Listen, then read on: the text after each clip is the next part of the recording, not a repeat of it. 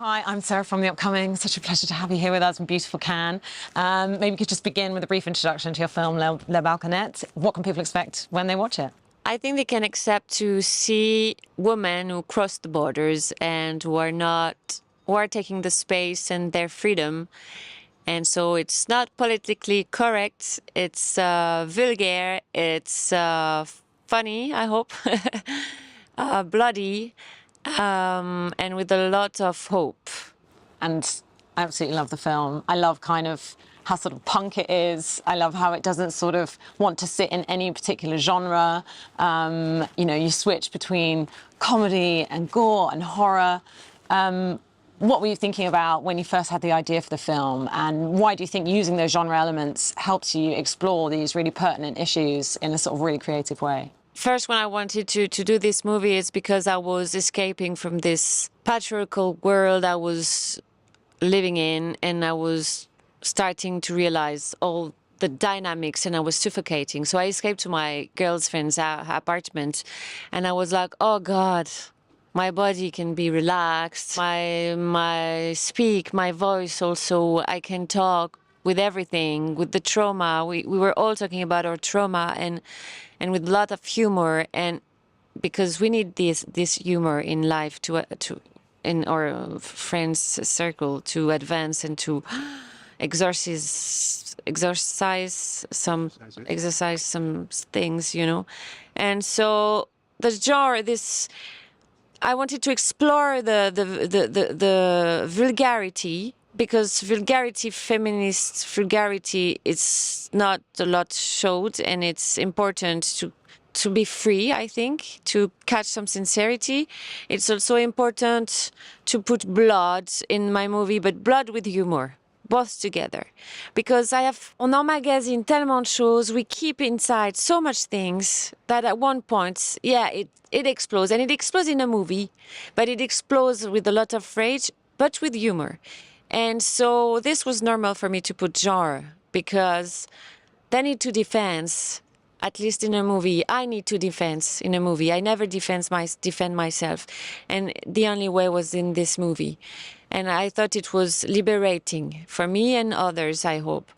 And so, but I'm not a violent person, so I couldn't separate it from humor.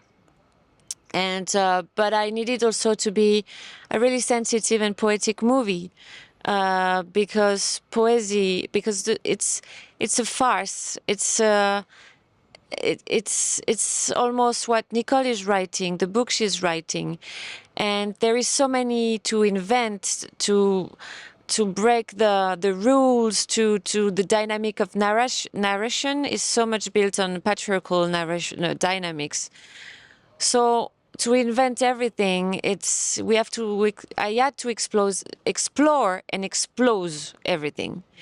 And like these women who are so different, each of them are so different. And so the movie had to be, the way I shoot the movie and the multiplicity of the genre has to be like them. They are multiple.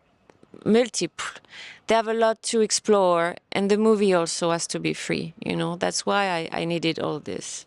And I was really fascinated about how you sort of used the body, nudity, the female form, and how at different moments you could see the power dynamics about that. So, you know, if you're a sex worker, you're controlling your image. But then in other instances, you know, almost women are blamed for provoking men by showing their body. So it really seems to be exploring this idea of wanting to be liberated and not have to feel like you are responsible for men's actions depending on how you show your body as a woman. So I thought it was really, and even the gynecologist, I thought that was a brilliant moment. Like, you know, you really don't hold back. It's very fearless in that sense. Fearless, I think, because I was so scared since I'm young as a girl. I didn't want to be fearless anymore in this movie. And I wanted to ask since the beginning the question, what is the problem with woman body? What is the problem with breast? What the fuck? Why? Like, if a woman is pudic and she doesn't want to show, she doesn't show. And if a woman wants to be topless because it's hot, she's topless because it's hot. or because she feed her baby. Like it's a breast, it's natural, it's the body. If a man has an excitation because he see a girl, you don't think we have excitement also when we see if an heterosexual woman see a guy that is topless, we can have excitement too, but we keep it for ourselves. We hold ourselves back. It's just, we don't. It's just so. This was important for me to ask through Ruby this question since the beginning. You will see my boobs of the movie. If you have the problem, don't look at it. If you're okay with it and don't sexualize it, look at it. And you will not see it anymore. And so I hope we even forget the bodies naked in the movie. And so this was very important, like this last scene, science fiction scenes where all these women in the street at night working fearless, most of them topless, showing their scars and their, different breasts, and with just no sexualization, it's just freedom. That was very, very important to me. And I wondered also for you personally, having been an actress for such a long time and now, coming onto your second feature, also directing, does that feel incredibly empowering as well, even of your own image and controlling your own narrative? And you do notice there's a lot of women sort of taking on these kind of genres. I was thinking of Julia Ducournau as well. We are rewriting that narrative that we've seen in cinema and in society. Yeah, and we miss so much the voice of women and their stories, that we have a lot to say, and a lot to explore.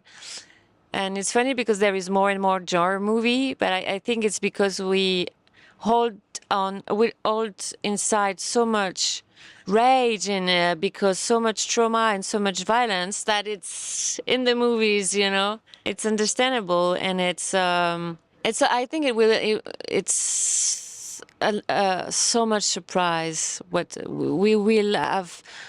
We will learn a lot more, because it's just the beginning of our speaks, our voice. We just start to hear them now, and there is a lot to say and a lot to discuss in the dialogues also with the society, with men and with the patriarchal society also. There is things to change, and I think cinema and the image in general, the stories we're telling can change the dynamic of the society. 100%. Thank you so much for sharing all that with me. Really Thank you huge to you. congratulations on the film. It was Thank you, absolutely Shaya. bold and brilliant.